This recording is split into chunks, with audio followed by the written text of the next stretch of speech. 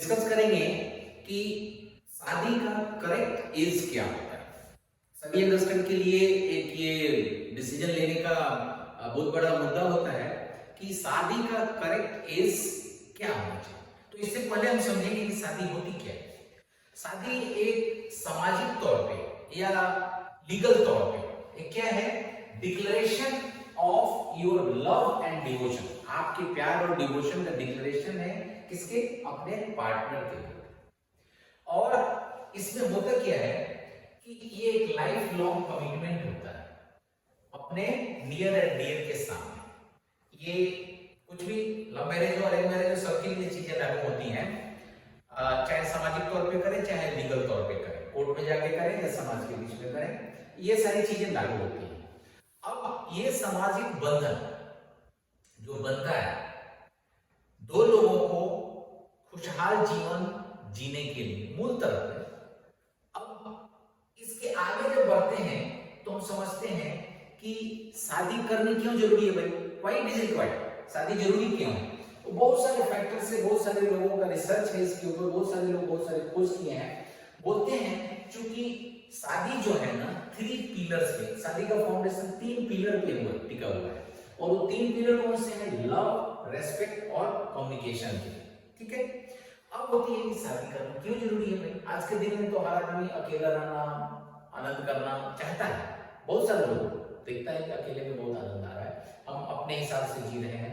बहुत सारे लोग तो किसी पॉलिटिकल ग्रुप में हैं या समवेयर किसी खास मकसद से जुड़े हुए हैं, तो उनका तो ये निर्णय लेना बहुत उनके लिए मुश्किल होता है, ले ही नहीं पाते हैं कि कब करना, कैसे करना, किससे करना, बहुत सारी प्रॉब्लम्स होती हैं।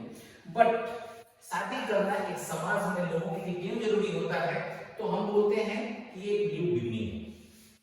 हम जिंदगी में चलते चलते बोर हो जाते हैं भाई, पढ़ाई लिखाई किया, नौकरी में गया, वही कलीग्स ये वो करते करते एक न्यू बिगिनिंग की जरूरत होती है लाइफ में। फिर से एक अट्रैक्शन आ जाए ताकि फिर हम सही से जीने लगे और एक नई शुरुआत होती है शादी, इसलिए भी ये जरूरी होती है।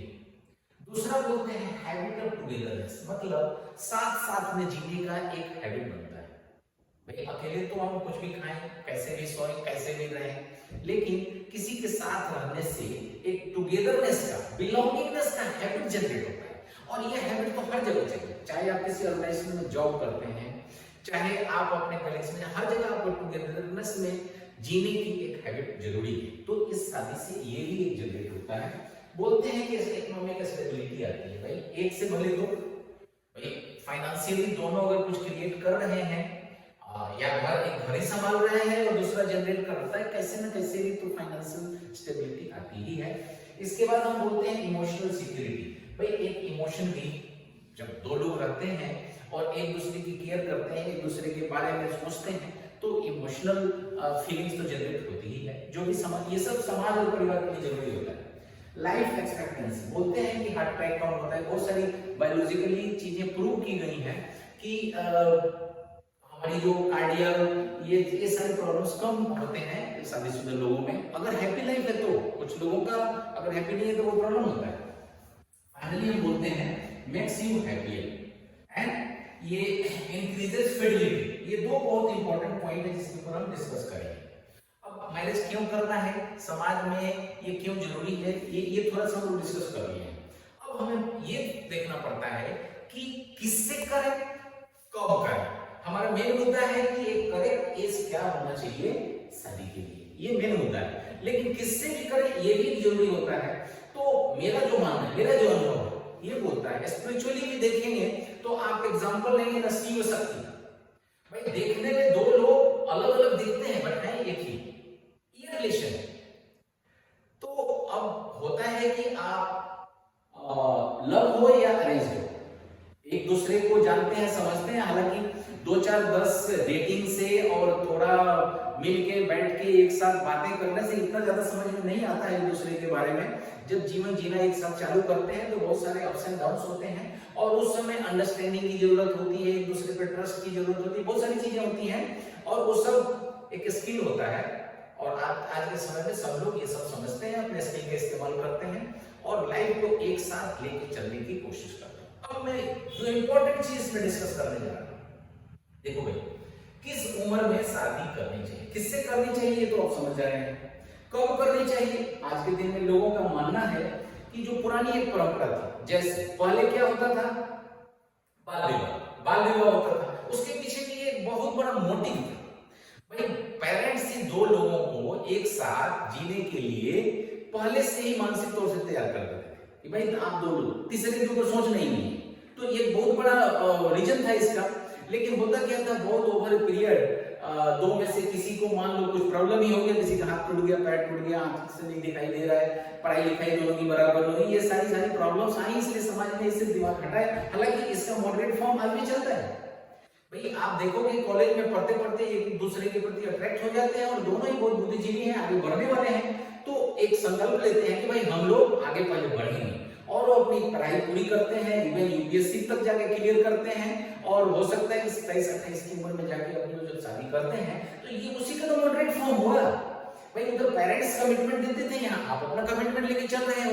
हालांकि आपका भी ये सब के लिए एक टाइम पीरियड है, 8-10 साल तो आप रुके हुए हैं, इसमें कुछ किसी के साथ कुछ भी हो सकता है, तो वहां भी सब प्रॉब्लम आ सकता है। बट मेरे हिसाब से ये उस पुरानी परंपरा का ही एक मॉडरेट फॉर्म है।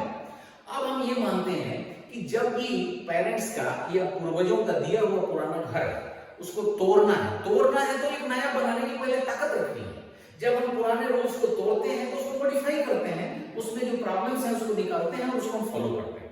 ओके, तो ये आज के समय में भी उसका मॉडरेट फॉर्म चल रहा है।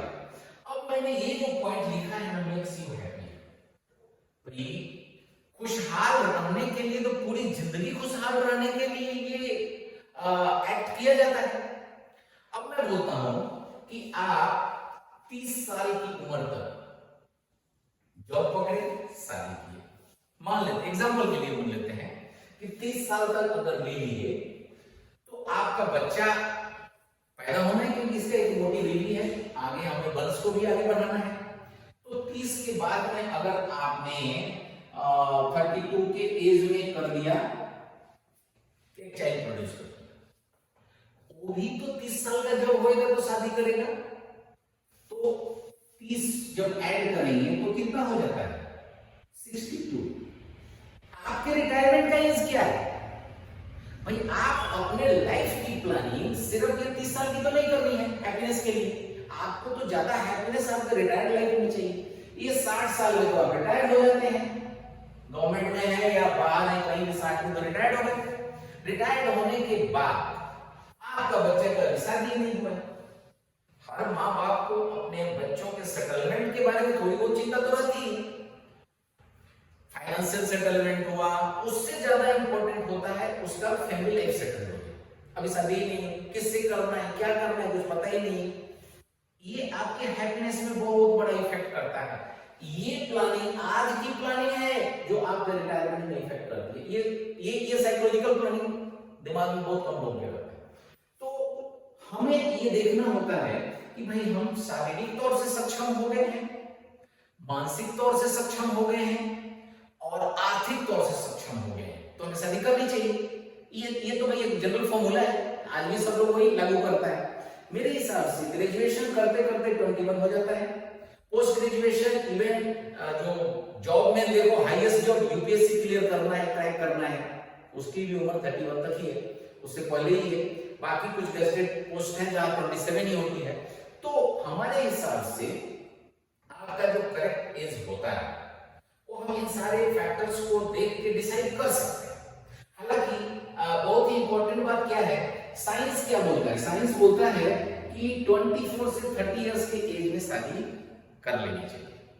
अब बहुत सारी प्रॉब्लम्स होती हैं, इनफर्टिलिटी का प्रॉब्लम बाद में होता है, यंग एज में जो आप टुगेदरनेस का और फिजिकल रिलेशन का आप आनंद ले सकते हैं, शायद 30 के बाद उतना नहीं मिलता हो, ये एक साइंस का सर्वे है, रिसर्च है। लेकिन बहुत सारे रिसर्च ऐसे लोगों ने किए हैं जो बताते हैं कि अगर 28 से 32 की उम्र में शादी करते हैं तो बहुत ही कम चांसेस होते हैं अपने पार्टनर को डिवोर्स देने का। ठीक है, ये भी एक सर्वे है, गवर्नमेंट ने भी एक एज फिक्स किया है। गवर्नमेंट तो एज फिक्स करती है आपके शारीरिक विकास के ऊपर कि आप कब शारीरिक तौर से शादी के लिए तैयार हो जाते हैं। तो जनरली लड़कियों को माना गया है 10 से 15 में हो जाती हैं और लड़के 13 से 16 की उम्र में शारीरिक तौर से तैयार हो चुके हैं, लेकिन बचता क्या है? बचता है उसका मानसिक और आर्थिक संपन्नता। अगर ये सब चीजें सही हो जाए, अब उसके लिए टाइम लेना पड़ता है। तो हमारे हिसाब से जो मैं चाहता हूं कि आपको जो ये एग्जाम्पल दिया था कैलकुलेशन का, पीढ़ी दर पीढ़ी का, अगर आप चाहते हैं कि आपकी आज की लाइफ तो है ही कंफर्टेबल रह गई है, यंग एज है, सब सही चल गए, रिटायरमेंट की लाइफ आपकी अगर सही होनी है तो आपको 30 से पहले, बिफोर 30 इयर्स ऑफ एज आपको शादी कर लेनी चाहिए। ये मेरा व्यक्तिगत अनुभव बोलता है और इसके लिए मैंने कैलकुलेशन दिखाया है। अगर आपको 30 तक बच्चा हो गया, वो 30 में भी अगर जाके अपनी करेगा तो 60 आप रिटायर होते होते तक आप ये सारा कुछ निपटा लेंगे। और मैं बोलता हूं एक रिटायर्ड आदमी की लाइफ हैप्पी तभी कहलाती है, और उसको हैप्पी करने में सिर्फ खुद के काम का योगदान नहीं है, आपके बच्चों का, आपके पत्नी का योगदान है। आपके यंग एज में आपके पत्नी ने, आपके घर वालों ने कितना आपको सही से देखभाल किया है, उतने अच्छे दिखते हैं। आपके बच्चों ने कम से कम स्ट्रेस दिया, आप बच्चों के सेटलमेंट में आपने अपना कम से कम स्ट्रेस कवर किया माइंड में। ये सारी फैक्टर्स आपके लास्ट के हैप्पीनेस के ऊपर करती हैं इफेक्ट। तो इन सब चीजों का ध्यान रखना बहुत जरूरी है, और मेरे हिसाब से, मेरे व्यक्तिगत अनुभव के हिसाब से 30 तक कर ही लेनी चाहिए, और this is the correct age of marriage. बाकी इंडिविजुअल के ऊपर निर्भर करता है कि अगर किसी को कोई पॉलिटिकल पार्टी में भैया तो 40 साल तक शादी नहीं किया तो उसके ऊपर कुछ जवाबदेही है, कुछ रिस्पॉन्सिबिलिटी है। ऑन और ऑड केसेस में बहुत सारी चीजें चेंज होती हैं और वहां पे ये सारे रूल्स लागू नहीं होते हैं।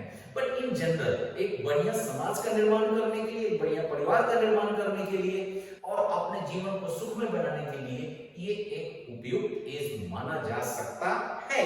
डिपेंड आपके ऊपर करता है। ओके।